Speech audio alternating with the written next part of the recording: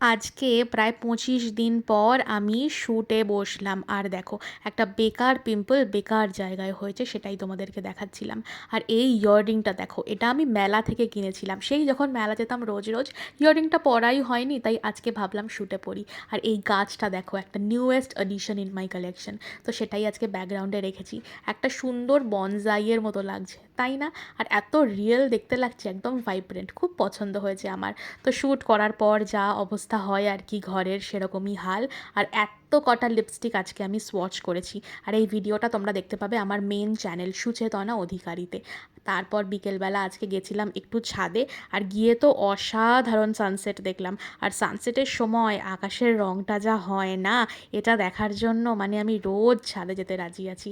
আর এই সময়টায় সন্ধ্যাবেলা একটু হাওয়া দেয়, আর সব পাখিগুলো দেখো নিজেদের নিজেদের বাড়ি ফিরে যাচ্ছে। কাশ আমরাও পাখি হতে পারতাম, তাই না?